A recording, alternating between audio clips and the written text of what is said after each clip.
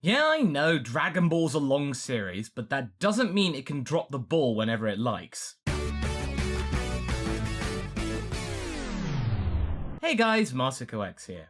Now, Dragon Ball has been around in various guises for about 3 decades. For years, it has been riddled with plot holes, inconsistencies, and errors that have either been fixed in the fullness of time, or just completely forgotten or probably ignored by the show's creator Akira Toriyama. From the get-go, the author of Dragon Ball has been completely flummoxed about what to do next, and he has to think on his feet. I know that's not feet, but you get the idea. For his next entry in the story. If you think he's going to be changing his ways anytime soon, then think again. He's actually quite proud of this, and he boasts about this in the super history book for Dragon Ball that celebrates the show's 30th anniversary. I'm so fortunate to have a manga like this.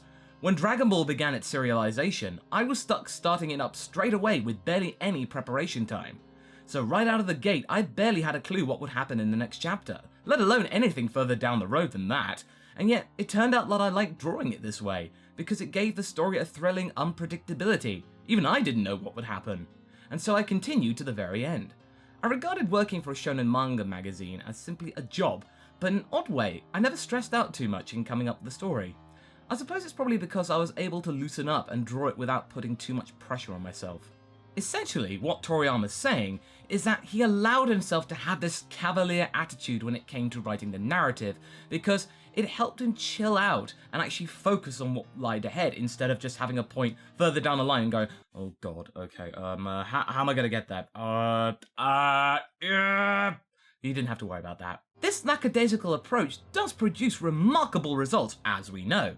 But it does run the risk of, if you're completely tapped out for ideas, then you're just gonna struggle because you've got nothing to fall back on. And also, you could get muddled up further down the line because there aren't the reams and reams and reams of research and planning that a typical author actually would have. Your wealth of character sketches and treatments, they're just not there. You just made that character up because you thought it would be funny and look cool. Honestly though, if it works for him, then fair play to him. Because, hey, we got something good out of it. Since Dragon Ball and Dragon Ball Z are absolute beasts when it comes to story content, I'm deciding to focus just on Dragon Ball Super for this particular video. Yeah, I could focus on Dragon Ball GT as well, but as you know, Toriyama didn't really have much involvement with that. He just had a couple of notes at the beginning and some initial character designs, and that was it. Plus, I'd be here all day. We're going to focus on just 6 inconsistencies that have cropped up in Dragon Ball Super since it started its production back in 2015. I am going to count the 2 movies, Battle of Gods and Resurrection F, in this count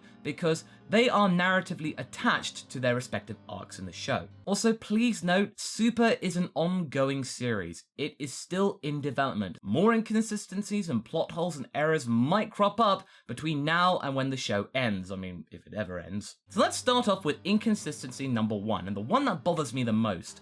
What is up with some of the characters' heights? Of course, time has passed since Dragon Ball Z finished and Dragon Ball Super happened. There's been a 4-year time skip, but I would like to think that the characters involved really shouldn't be growing any taller because they're way past puberty. Because have you noticed that Krillin's and Vegeta's heights are different? First off, Vegeta tends to be taller than Bulma on various occasions. According to the super exciting guide of Dragon Ball back in 2009, when the show's latest renaissance kicked off, Vegeta and Bulma's heights are listed to be 5'5" each. But in the second episode of Dragon Ball Super and beyond, it is shown that Vegeta is quite taller. It's not just a little thing, it's quite obvious. With this particular shot, which is very infamous in the Vegeta x Bulma camp, and yeah, Bulma's just leaning on Vegeta's shoulder and looking up at him, he's looking down at her. So that would say that there's a height gap there.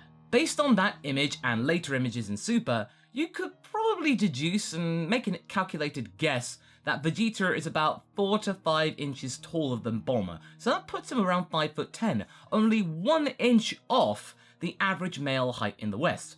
I mean, yeah, that would actually make Vegeta taller than the average Japanese man. What? I hear you cry. Do you want to make this even more confusing? You want to look back at the Jump special? It's shown that Vegeta's actually shorter than Bulma.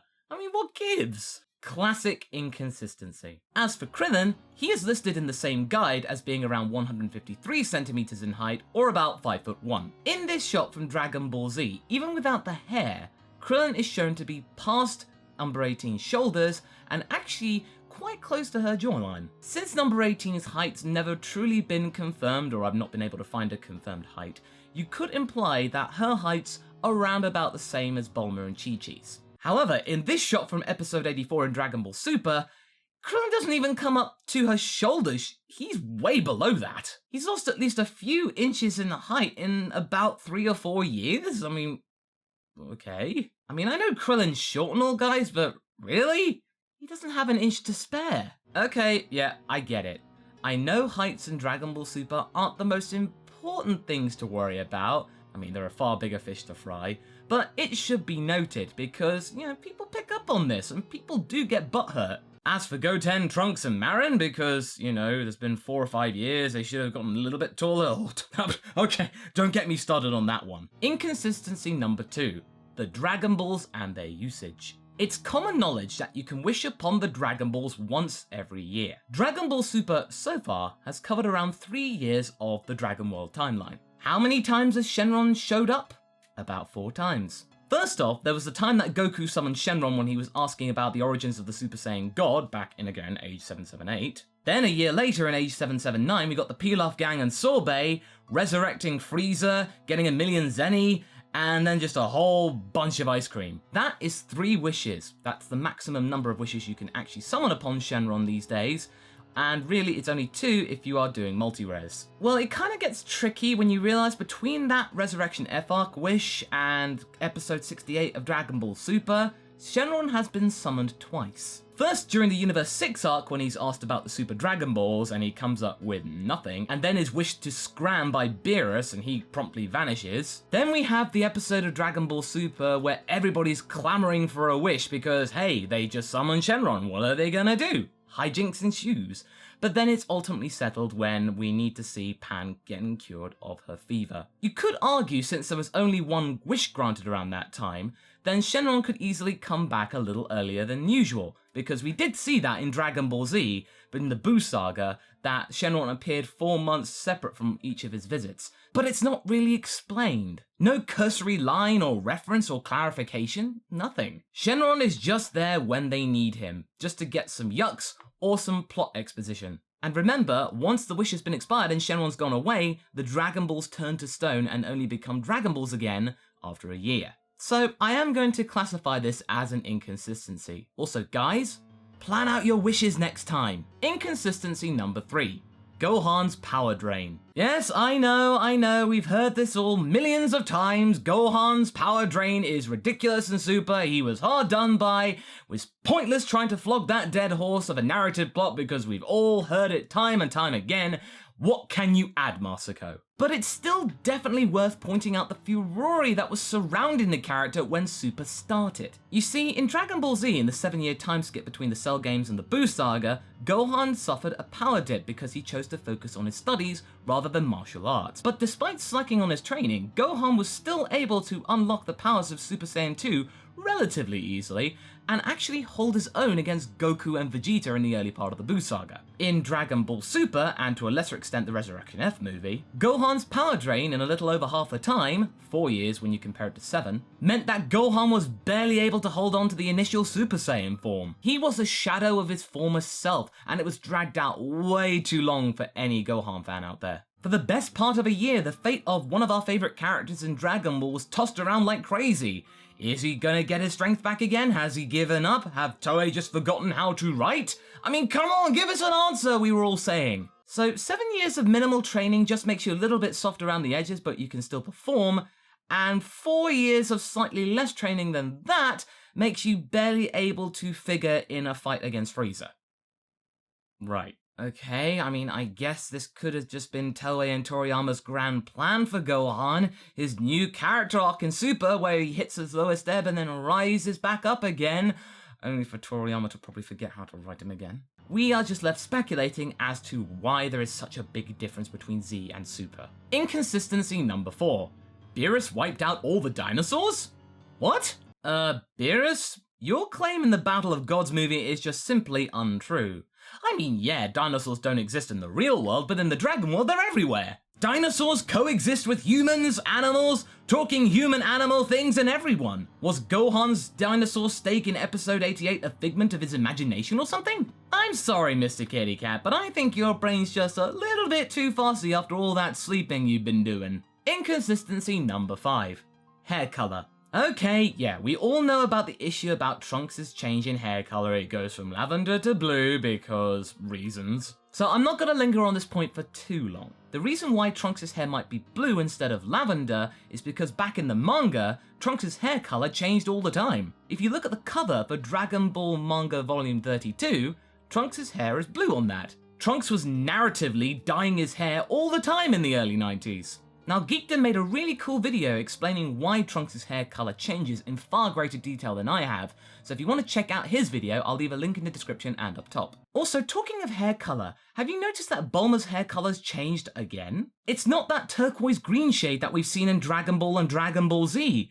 It's more like an aqua sky blue. It's pretty much identical to future Trunks and Super's own hair color. I mean, yeah, it's more than possible that Bulma dyed her hair to make it slightly different, but since future Bulma's hair color is exactly the same, and I would doubt they would do such things as dyeing their hair, that would be far too frivolous in the future where, you know, when you're trying to stay alive against Goku Black, you haven't got really time to dye your hair. Also, at the end of Z, Bulma's hair, when it's turquoisey green, has no signs of grey in it. You're good. Don't worry about yourself. Inconsistency number 6.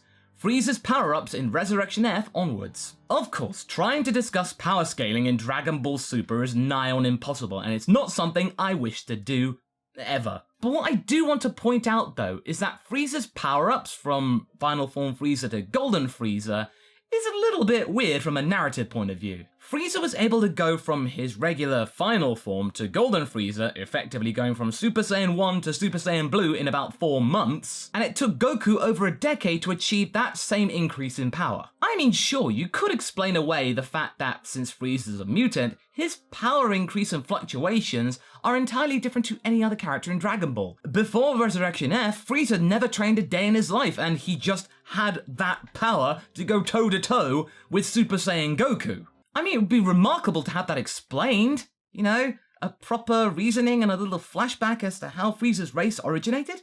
No? Yeah, on its own, it's not a real inconsistency, but you also have something else to go along with it. When you couple it up with the explained power boost in episode 95, you know, Frieza actually being able to control his golden power and become true Golden Frieza through thought alone, thinking really, really hard, it just gets a little muddier. That is a major inconsistency in power. I would just like some clarification and everything will be fine, but until then, sorry Freezy Pop, that power differential is just far too hard to support. So there we go, just 6 of Dragon Ball Super's inconsistencies that have plagued the community for the best part of 2 years as of this point. Sure, some of them might be a little tedious and not exactly earth-shattering, but they have caused confusion within the community and have caused loads of comments. They've been around ever since these inconsistencies came about, and it's just really worth to just compile them all in one video, or at least some of them. So what do you guys think? Do you agree with this list? Are there any inconsistencies in Dragon Ball Super that I may have missed and you'd like to point out? Leave a comment below and let's get this discussion going. Anyway, I hope you enjoyed this video. Until the next one, be sure to like and subscribe. Catch you later.